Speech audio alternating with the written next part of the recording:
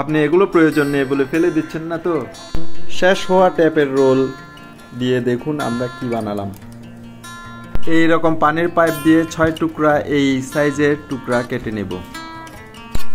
কাটা অংশটির মাঝখান থেকে কিছুটা কেটে ফেলে দিব। 3টা অপ্রয়োজনীয় সিডি বের করে নেব। একটা সিডি থেকে আমরা ভাগ করে 2টা সিডি বের করে নিব। ট্যাপের রোল বরাবর সিডিটাকে বৃত্ত করে দাগ দিয়ে কেটে নিব। প্লাস দিয়ে সিডিটাকে একটু বাঁকিয়ে নিলেই সিডিটা ভাগ হয়ে যাবে।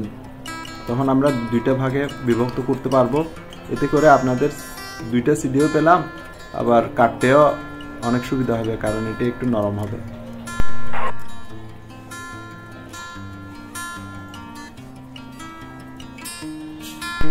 সিডির ছিদ্রটা আমরা শক্ত ট্যাপ দিয়ে গোল করে কেটে বন্ধ করে দেব। এটি অনেক শক্তিশালী ট্যাপ, সহজে ছুটে যায় না। এবার রোলে গাম লাগিয়ে নিচ্ছি। এরপরে সিডিটাকে বসালাম ওখানে, বাস লেগে গেল। এরপর এই হ্যান্ডেল বসানোর পালা। আমরা গাম দিয়ে আঠা লাগিয়ে নিচ্ছি। ভালো মতো আঠা লাগিয়ে নিলাম। এরপর ছিদ্র বরাবর আমরা স্ক্রু লাগিয়ে নেব, তাহলে অনেকটা শক্ত হয়ে যাবে।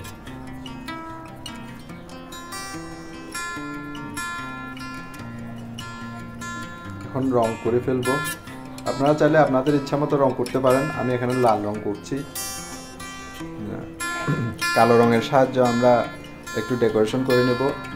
জাস্ট রং একটু বেশি করে নিয়ে চাপ দিলেই আপনি ঝরে পড়বে রঙগুলো, তাহলে আর একটা ডিজাইন হয়ে যাবে।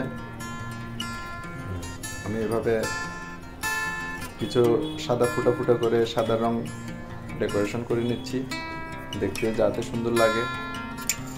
অ্যাক্রিলিক কালার দিয়ে আমরা একটু গ্লোসি কালার দিয়ে একটু গ্লোসি আসার জন্য পেইন্ট করে নিচ্ছি, তাতে অনেকটা গ্লেজ চলে আসবে, দেখতেও সুন্দর লাগবে। দেখুন গ্লেজ চলে আসছে, একটা চকচক করতেছে।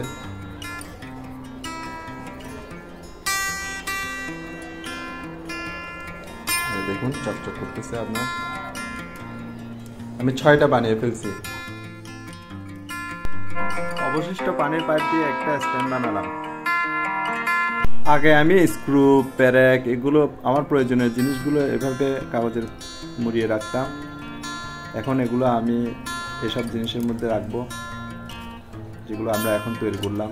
সবগুলোর মধ্যে এক একটা জিনিস রাখবো, যাতে সব কিছু একসঙ্গে পাওয়া যায়। তাহলে আমার খুঁজতে সুবিধা হবে, নাহলে আমি খুঁজে পেতাম না আমার প্রয়োজনীয় জিনিসগুলা। এখন একসাথে একই জায়গায় আমি সবগুলো পাবো, এতে করে আমার অনেক সুবিধা হবে। এটা আপনারা যে কোনো বাড়ির একটা কোণায় ডেকোরেশন করে রেখে দেন, বাড়ির সৌন্দর্য বৃদ্ধি পাবে। ধন্যবাদ।